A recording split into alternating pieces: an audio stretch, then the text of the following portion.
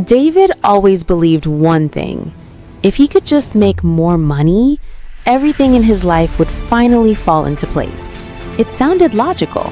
More money means less stress, more freedom, more control. At least, that's what he thought. So for years, that became his focus. Not learning, not understanding money, just chasing it. And for a long time, he truly believed he was on the right path. David wasn't lazy. In fact, he worked harder than most people around him. Early mornings, late nights, extra shifts, side hustles. If there was an opportunity to make money, he took it. And slowly, his income started to increase. At first, it felt amazing. He could afford things he couldn't before. Better food, better clothes, more comfort. And for the first time in his life, he felt like he was finally moving forward. But there was something strange. No matter how much he earned, it never felt like enough. Every time his income went up, his expenses followed.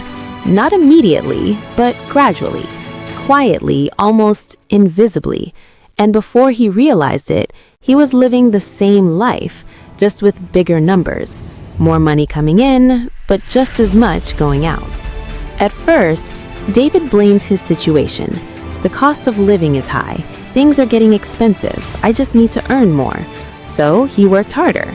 But the more he earned, the more pressure he felt. Because now he had more to maintain. More bills, more responsibilities, more expectations. And that's when it hit him. He wasn't building freedom, he was building dependency. One evening, David sat down after a long day. Tired, mentally drained, he opened his phone and checked his bank account. The number was higher than ever before, but instead of feeling proud, he felt anxious because deep down, he knew the truth. If he stopped working, even for a short time, everything would start falling apart. That night, he asked himself a question. What if the problem isn't how much I make? What if the problem is how I use it? That question changed everything. David stopped chasing money and started understanding it. He learned that money is not just earned, it's managed, protected, and grown. He began tracking his spending, not perfectly, but consistently. And for the first time, he saw where his money was really going. The problem wasn't his job, it wasn't his income, it wasn't his situation, it was his habits.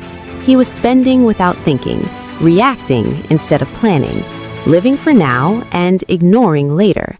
And the hardest part, it all felt normal, because everyone around him was doing the same thing. So he made a decision, a simple one, to become intentional.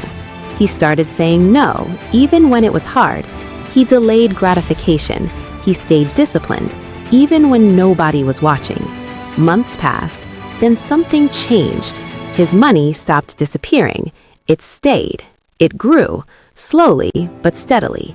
And for the first time, he felt in control. He stopped asking, how can I earn more? And started asking, how can this money work for me? He explored smarter options, investments, opportunities, growth. And over time, his money started working even when he wasn't.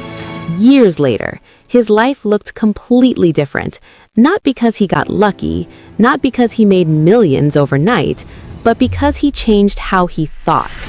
And that's when he finally understood. Money was never the problem. The problem was how he used it. If this changed the way you see money, make sure you like this video and subscribe, and drop a comment below. What's one habit you're going to change starting today?